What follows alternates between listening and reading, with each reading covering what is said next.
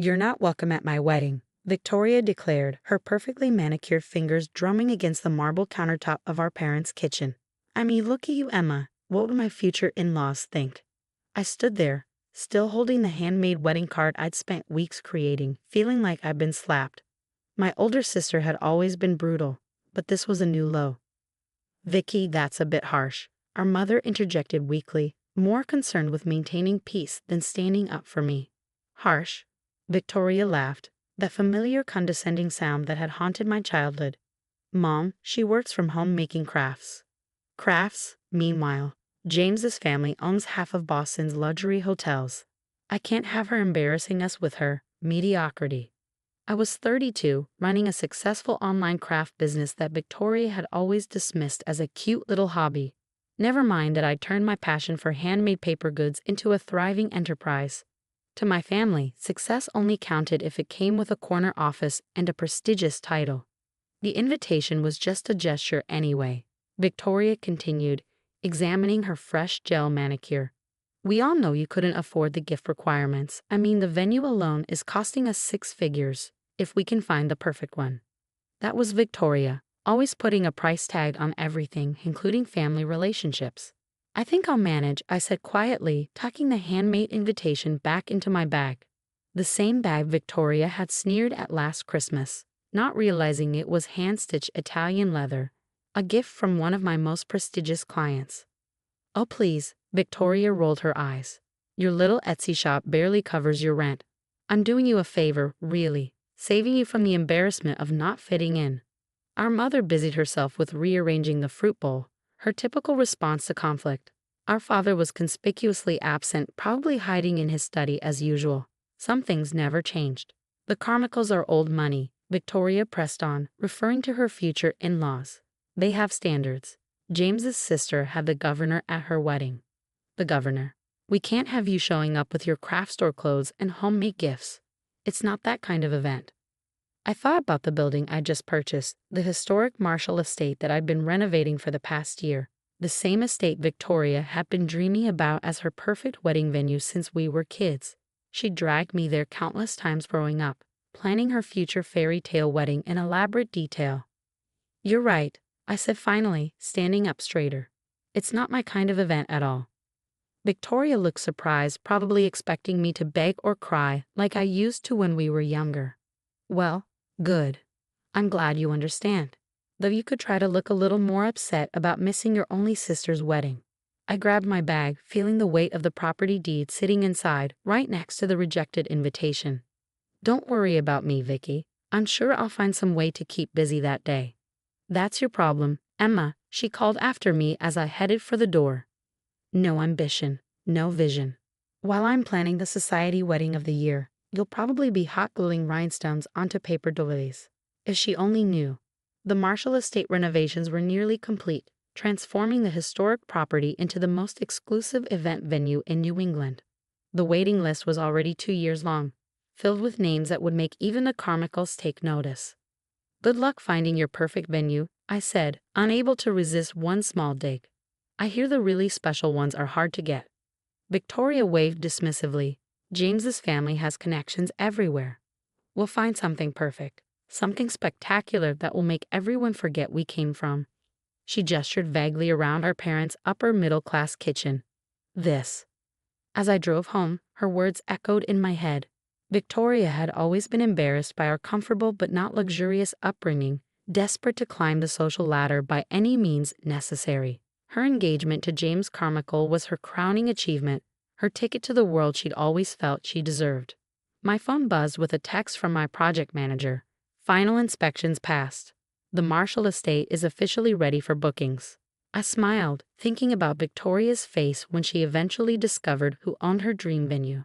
The sister she dismissed as unsuccessful had built something extraordinary while she wasn't looking.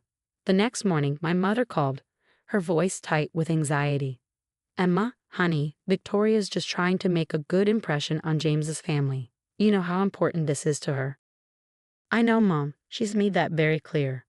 Maybe if you wore something from Neiman Marcus instead of your unique style, and perhaps did something different with your hair." "Mom," I interrupted, watching my team set up for our first venue photo shoot. I have to go. I have an important meeting. At your craft shop? The skepticism in her voice was painful. Something like that, I said, ending the call as the photographer arrived. The Marshall estate gleamed in the morning light, its restored Georgian architecture a testament to months of careful planning and investment. Victoria wasn't the only one with vision. She just never bothered to see mine. 2 weeks later, Victoria burst into our parents' house during Sunday dinner, her face flushed with excitement. We found it, she squealed, waving her phone. The perfect venue. The Marshall estate just started accepting bookings. I nearly choked on my water, but managed to keep my expression neutral. My mother, ever eager to please her eldest daughter, immediately abandoned her roast chicken to examine Victoria's phone. "Oh my, it's beautiful," she gasped, scrolling through the professional photos I'd approved just days ago. "But darling, isn't this place incredibly exclusive? I heard there's a 2-year waiting list." Victoria tossed her hair back, confidence radiating from every pore. "That's why we have the comical name, Mother. James is calling them first thing tomorrow. They'd be crazy to turn us down." Our father finally looked up from his plate. "That place must cost a fortune, Victoria, even with the Carmichaels." "Daddy," Victoria cut him off with the wheedling tone she perfected since childhood. "This is my dream venue, the one I've wanted since I was little. Remember how Emma and I used to play there, before she got, well, you know. Before I got unsuccessful, I thought, taking another bite of dinner. I've already planned everything," Victoria continued, pulling up more photos. "The ceremony in the restored garden, cocktail hour in the grand hall, reception in the ballroom. It's absolute perfection." "Have you actually contacted them yet?" I asked innocently. Victoria shot me an irritated look. "I told you, James is handling it. His family knows everyone who matters in Boston. I'm sure they'll squeeze us in."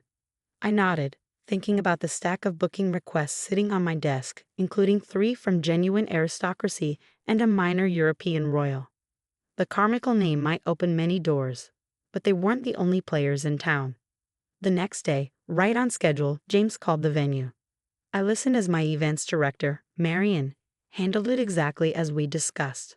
"I'm terribly sorry, Mr. Carmichael, but we're fully booked for the next 2 years. Even with your family's impressive connections, we simply can't accommodate any new events." Victoria showed up at my apartment that evening, something she hadn't done in years. Her mascara was smudged, a sure sign she'd been crying. "They turned us down," she said without preamble, barging past me into my living room. "The Marshall estate turned down the Carmichaels. Do you have any idea how humiliating that is?" I closed the door slowly. "I'm sorry to hear that." "No, you're not," she snapped, pacing my hardwood floors in her designer heels. "You're probably glad to see me fail. Well, I won't. I'll find someone who knows the owner. Someone has to know who bought that place." "Why is this venue so important?" I asked, genuinely curious. "There are other beautiful places." Victoria whirled on me. "Because it's perfect. Because I've dreamed about it forever." "Because," she faltered, showing a rare moment of vulnerability. "Because it's the one place that made me feel special when we were kids. Before everything became about status and money." For a moment, I saw my sister again. Not the social climbing snob she'd become, but the girl who used to hold my hand as we explored the estate's gardens, imagining our future weddings. "The Carmichaels think I'm not good enough," she whispered, sinking onto my couch. "James's mother keeps making these little comments about new money and proper breeding. This venue was supposed to prove I belong in their world." I sat beside her, feeling an unexpected pang of sympathy. "Maybe you don't need to prove anything." She laughed bitterly. "Easy for you to say. You never cared what anyone thought. Running your little business, doing your own thing. Some of us have bigger ambitions." And just like that, my sympathy evaporated. Victoria hadn't come for comfort. She'd come to make herself feel better by putting me down. "You know," I said, standing up, "success comes in many forms. Sometimes the biggest ambitions are the ones nobody sees coming." She frowned, confused by my tone. "What's that supposed to mean?" "Nothing," I replied, opening my door. "Good luck with the venue hunt." As she left, I heard her mutter, "At least you can make me some cute centerpieces, if you're not too busy with your crafts." I smiled, thinking about the meeting I had tomorrow with a celebrity wedding planner interested in making the Marshall estate their exclusive Boston venue. Sometimes the best revenge is simply waiting for the perfect moment. That night, I received a text from James. My family's willing to pay double the booking fee. Name your price. I forwarded it to Marion with simple instructions: maintain the party line. No exceptions.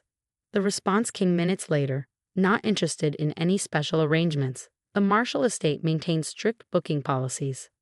I could almost hear Victoria's scream of frustration from across town. The revelation came exactly how I'd planned it. 3 weeks before Victoria's wedding, with no dream venue secured, our mother insisted on hosting an emergency family dinner to discuss alternatives. I arrived last, deliberately dressed in a tailored suit from my recent Forbes photo shoot. Victoria barely glanced at me, too busy scrolling through backup venues on her phone. "This is a disaster," she moaned. "Every place James's mother suggests is either booked or under renovation. We've lost deposits, vendors are backing out, and the Carmichaels think we're disorganized." "Maybe I could help," I offered, setting my briefcase on the table. Victoria's laugh was sharp. "Unless you've got a secret connection to the Marshall estate hidden in your craft supplies, I don't think so." I pulled out a folder, sliding it across the table. "Actually, I do." Our father picked up the folder first, his eyes widening as he read. Mother peered over his shoulder, her hand flying to her mouth. Victoria snatched the papers, her face going from confusion to shock to disbelief. This is impossible," she stammered. "These are property deeds, registration documents, for the Marshall estate." I nodded, helping myself to some wine. "I bought it last year. Those renovation delays you kept hearing about? That was me, transforming it into New England's most exclusive event venue." The silence was deafening. Victoria's hands trembled as she stared at my signature on the documents. But you make crafts," she whispered. "I run a multi-million-dollar luxury stationery and event design company," I corrected. "Those little crafts," you mocked. "They're sold in high-end boutiques across 3 continents. The Marshall estate is just my latest venture." Our mother found her voice first. "Why didn't you tell us?" "Would you have believed me?" I asked quietly. "When have any of you ever taken my success seriously?" Victoria's face crumpled. "All this time, you let me humiliate myself. Begging for bookings, offering bribes. Like you let me humiliate myself," I countered. "Banning me from your wedding for not meeting your standards." She had the grace to look ashamed. I was wrong." "Yes, you were." I stood up, smoothing my suit. "The venue is yours if you want it. No charge. Consider it your wedding gift from your unsuccessful sister." "Emma, I don't know what to say." "Say you'll stop measuring success by other people's standards," I suggested. "Say you'll remember that kindness matters more than status. Say you'll be the sister I know you can be, instead of the one the Carmichaels expect." Tears streaked her expensive mascara. "I've been horrible, haven't I?" "Monumentally," I agreed. "But you're still my sister." 2 months later, I watched Victoria walk down the aisle in the Marshall Estate's garden, exactly where she dreamed of as a little girl. The Carmichaels were appropriately impressed, especially after learning the venue's owner was the bride's sister. During the reception, Victoria clinked her glass for attention. "I want to thank someone special," she announced. "My sister Emma, who gave me more than just a venue today. She taught me that success isn't about proving your worth to others. It's about being true to yourself." Later, as we danced together like we used to in these same gardens as children, Victoria squeezed my hand. "I'm sorry I was so blind," she whispered. "Your crafts aren't just crafts. They're art. They're dreams made real. Like this place."